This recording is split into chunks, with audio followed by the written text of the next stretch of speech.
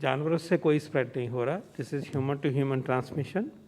Number 2, अगर आपने vaccine लगाया है, कोविशील्ड लगाया है या कोवैक्सीन लगाया है, हर एक व्यक्ति में ज़रूरी नहीं है कोई साइड इफ़ेक्ट हो, कोई दर्द हो या बुखार हो या ऐसे बॉडी एक्स हो रहे हैं।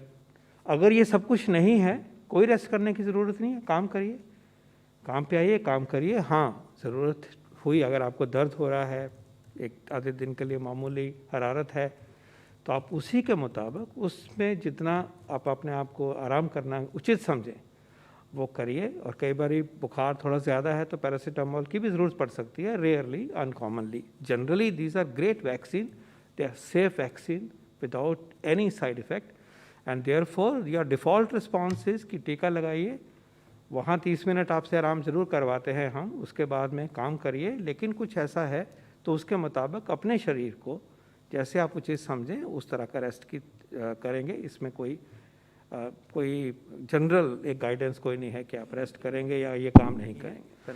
What we have highlighted repeatedly our approach to pandemic control, and that approach has the 5 limbs, and in addition the aspect of restriction that we just now talked about, 5 being testing, tracking and containment, clinical care, COVID appropriate behavior, and vaccination. Now, when the spread is of this level, clearly the whole effort is also is emphatically toward detection of cases and providing them appropriate care, and to provide them home care as well as, if need be, hospital care. So that emphasis does go in that direction, and states, we are in constant dialogue with the states to adapt these 5 tools to the size and the intensity of pandemic. Thank you. Everything is not uniform across the country, and it should not be presented as one approach. An approach depends on the level of transmission. We have highlighted where high intensity transmission, if it occurs, what needs to be done. And as I said, the tools are adapted to the needs prevailing on the ground. Our request is that we need physicians fraternity to come forward to provide teleconsultations to people, to families at home. Those who have acquired infection, जो infection हो गया, उनको suspect है, खांसी है, बुखार है और लगता है कि ये कोरोना ही हो सकता है, उनको विनती है कि डॉक्टर्स अपनी तरीके से टेलीमेडिसिन के द्वारा उन तक पहुँचे, और जो डॉक्टर्स के एसोसिएशंस हैं वो मिलके ऐसे कॉल सेंटर या टेलीमेडिसिन सपोर्ट सिस्टम बनाएं।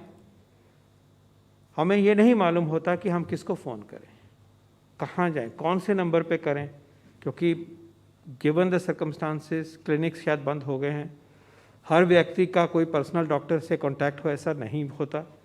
इसलिए हमें पॉपुलराइज करना है कि वॉलंटरी या इवन पेड हमारे जो प्रैक्टिशनर्स हैं, हमारे जो डॉक्टर्स हैं, कलीग्स हैं, स्पेशलिस्ट हैं, और कोरोना की जो देखभाल घर में है उसके लिए कोई स्पेशलिस्ट की ज़रूरत नहीं है, वो जनरल फिजिशियन भी कर सकते हैं, वो सर्जन भी कर सकते हैं, वो स्पेशलिस्ट कार्डियोलॉजिस्ट भी कर सकते हैं, और फिर कमिंग बैक जनरल फिजिशियन भी इंटर्न भी कर सकते हैं, मेडिकल स्टूडेंट्स भी अंडर गाइडेंस कर सकते हैं।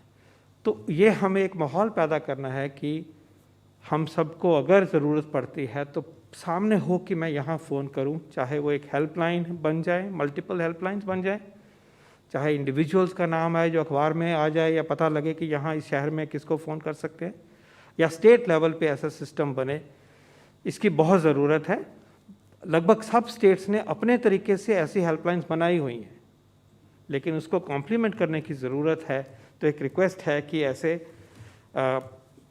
जो फिजिशियन कम्युनिटी है, हमारे हेल्थ केयर प्रोफेशनल्स की टीम्स हैं, इसमें जुड़ें तो बहुत मदद होगी, क्योंकि अभी हमने बहुत आगे तक इस लड़ाई को करना है।